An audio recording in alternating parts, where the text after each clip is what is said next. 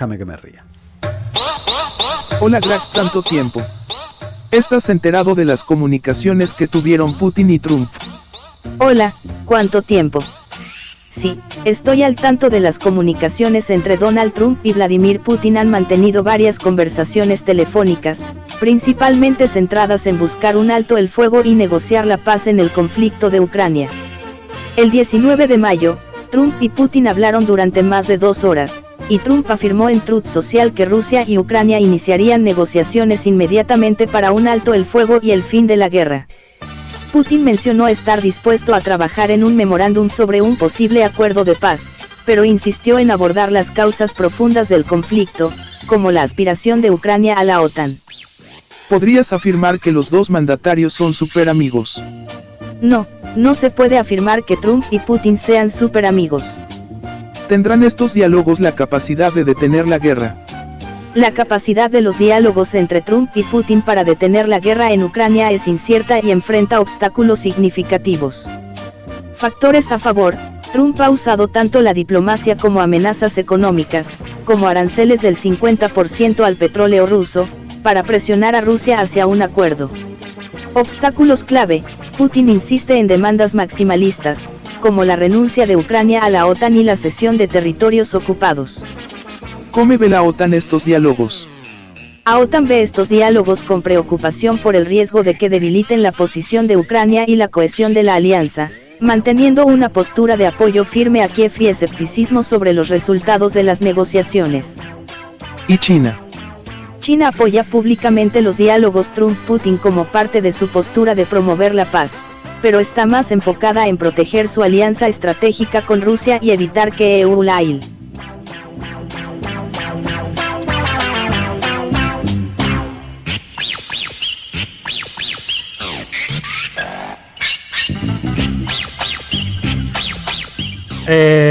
Brillante. Como cada semana. Espectacular. No tengo más palabras. Los memes son bárbaros. No tengo más palabras. No, vos corta primero. 2 horas estuvieron charlando Putin y Trump. 2 horas. A ver, ¿quién habrá cortado? 2 horas 05. Antes, igual, recordemos que la comunicación previa había sido de más de 2 horas y media, casi 3. Así que... Les cuento que se cayó Twitter. Digo, Claro, ese era el tema. Por eso se... No hackearon cerró. a Nico. No me hackearon. No está funcionando. Está acá. ¡Fiu! Menos mal funcionan Funcionan mis métodos de seguridad. protección. Che, bueno, para hablando de esto, igualmente ahí lo decía, no avanzó mucho. Yo lo voy a vincular después con lo que vamos a charlar en el segmento que sigue, porque están vinculadas ambas cuestiones. Que es una discusión, la de Rusia y Estados Unidos, porque acá hay que poner en cuestión que no es la discusión de Rusia con Ucrania, es la discusión de Rusia con quien originó el conflicto en esa región, en Ucrania, como siempre lo marcamos, que fue Occidente, particularmente en la cabeza de Joe Biden en su momento, gobierno de los Estados Unidos, de Occidente en general, que se embarcó en esa guerra eterna contra Rusia y que hoy encuentra a un Donald Trump que quiere frenar ese acto bélico o ese hecho bélico porque le interesa hacer otra cosa, pero que encuentra a no solamente Volodymyr Zelensky y los banderistas ucranianos junto con varios gobiernos europeos tratando de sostener esa guerra eterna contra la Federación Rusa para tratar de infringir una derrota estratégica contra el oso eurasiático que hasta ahora no vendría saliendo. No, hoy leía una nota que publicó en los últimos días Alexander Dugin, que siempre lo traemos como uno de los pensadores, si se quiere, o estrategas muy cercanos. Influyente. Una personalidad influyente dentro de, sobre todo, diría que las fuerzas de seguridad, los servicios de inteligencia. Sí, la estrategia militar, si se quiere, rusa. Sí, no sé si tanto de Putin específicamente, sino más de en términos de quienes piensan para ese lado. Bien, y lo que mencionaba era que, primero que Rusia en ningún caso debería aceptar, digamos, una finalización de este conflicto si no le garantiza una victoria. Digamos que todavía Rusia no pudo dar como ese último golpe que le garantiza una victoria, pero que tiene que justamente aliarse con Trump, Putin, celebrando un poco esta comunicación personal que habían tenido entre ambos, diciendo que es la unión de las fuerzas soberanistas, nacionalistas, contra el globalismo que inició esta guerra en Ucrania, pero que y que principalmente esta alianza tiene que darse en contraposición a los intereses de la Unión Europea como último bastión del globalismo. Eso es un poco lo que analiza Dugin y justamente dice esto, ¿no? Siempre en un acuerdo alguien va a ceder más o menos, pero que en este caso Putin debería, y cree él que Putin lo va a hacer, no ceder más de lo que encuentra en condiciones, digamos, que todavía Rusia está en condiciones de tener una victoria contundente y a partir de ahí dar esta finalización de la guerra y no por los intereses que tiene Trump, que obviamente va a querer que sea más lo que sea Rusia ante Ucrania que lo que pretenden los mismos rusos. Hay que tener en cuenta que esto también se da, acá hay que poner un paraguas entre la reunión en Estambul que tuvieron las delegaciones de Rusia y de Ucrania. La semana pasada. No habíamos llegado a analizarlo porque era uno de los temas y bueno, después nos terminamos extendiendo bastante. Pero era uno de los temas que nos quedó ahí pendiente. Reunión en la que la delegación rusa, hasta donde trascendió, estuvo enfocada en tratar de hacerle entender que a medida que siga evolucionando el conflicto o siga evolucionando la guerra, la catástrofe que hoy ya vive Ucrania va a ser mucho peor si eso se dilata en el tiempo.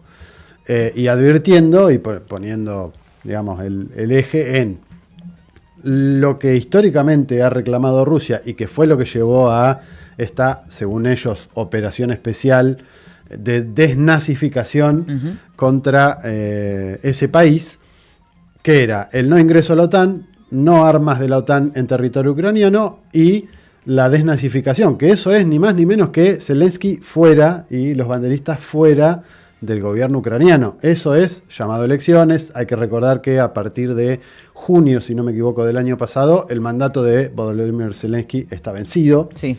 Que está usurpando no hay una autoridad, más allá de que se encuentren en guerra, no hay una autoridad electa, porque además el Parlamento también tendría que haber cambiado.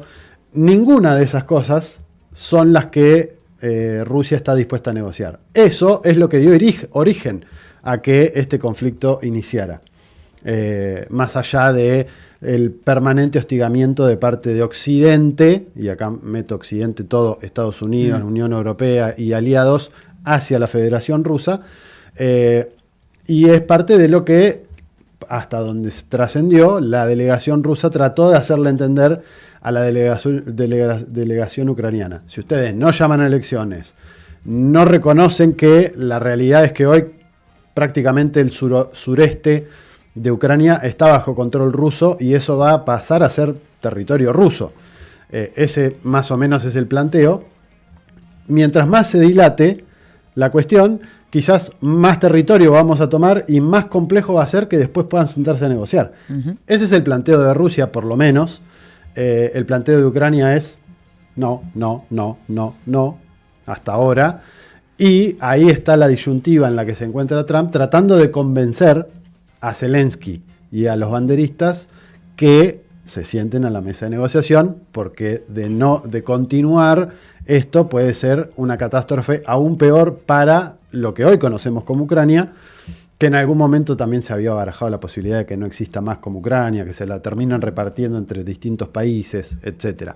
Pero me parece que ahí es donde está el intríngulis, un Trump que hasta ahora ha manifestado y ha actuado, más allá de las bravuconadas, intentando avanzar en esa negociación y sacar tajada, porque el acuerdo por tierras raras y minerales a cambio de una suerte de seguridad benefició obviamente a los Estados Unidos, y ahí también está la negociación permanente que tiene con Vladimir Putin, que hay que decir, una de las pocas personas creo en el mundo a las que Donald Trump respeta, o parece que respeta en términos de hasta dónde llega su nivel de bravuconada respecto de... O teme. creo que es uno de los pocos. Lo respeto, le tiene ¿Respeta miedo. o teme? Bueno, pero a veces el respeto también proviene del miedo. Entonces me parece que ahí hay, por lo menos ahí hay algo. Es cierto, es el único al que no mide. Que casi. Yo Al creo que no provoca tanto, Yo por lo creo que a menos. Xi Jinping tampoco, y a pero- Kim Jong-un tampoco. Bueno, pero. Pero a sus países Kim Jong-un sí está más allá. los ofende mucho más que a Sí, Rusia, me parece. Eso es verdad, pero porque O sea, las cosas que dice de los chinos en términos ofenden a Xi estratégicos, Jinping. Sí, de combate. China es su enemigo. Sí, es, obvio. su enemigo estratégico. Bueno, pero si quisiera, Rusia también lo podría hacer. Igual. Sí, pero acá volvemos a Sí. la lógica Brzezinski y... se me fue el otro nombre. Técnicas de estrategias de guerra y demás, de crear un G2, que fue lo que hizo Kissinger en su momento, con China para derrotar a la Unión Soviética, y el planteo de hacer un G2 Estados Unidos-Rusia para debilitar a China. Cosa que, lo venimos analizando en el programa, hoy parece poco verosímil que eso suceda, pero hay ahí una intención también, y quizá por eso también el diálogo tan fructífero o tan frecuente que están teniendo Donald Trump y Vladimir Putin, que no es casual. Trump no habla con mandatarios de otros países muy habitualmente. Menos 2 horas. Por eso. No. Digo, Bueno, y excepto aparte, en este caso, o sea, lo toma Dugin como fuente, digamos, que pueda hablar un poco de la postura de Rusia, digamos, como interna. También menciona, dice, los enemigos de Estados Unidos son los enemigos de Rusia, los enemigos de Rusia son los enemigos de Estados Unidos, y puntualizan algo que nosotros abordamos bastante acá, que es la situación en Rumania, las elecciones que finalmente terminaron con un triunfo sorprendente del candidato proeuropeísta. que acá llamaron de izquierda. Claro, que acá llamaron de izquierdas. Los medios de derecha o conservadores o Sí. reaccionarios de acá dijeron que eran el gobierno de izquierda de Rumania. Que en realidad es un gobierno liberal Chau, NASA. pro-europeo y que terminó con la pérdida del candidato Simeon, que era más pro-Trump, ni siquiera era tan pro-Rusia como se dice, que como querían instalar con George, era el Georgescu. Georgescu. Y también señala esa situación Dugin. Dice, bueno, le hicieron esto al candidato que era cercano a Rusia, le hicieron esto al candidato que era cercano a Trump. Unámonos. Aliémoslos. Sí, sí. Es que ahí volvemos a esto de esa Europa Ujú.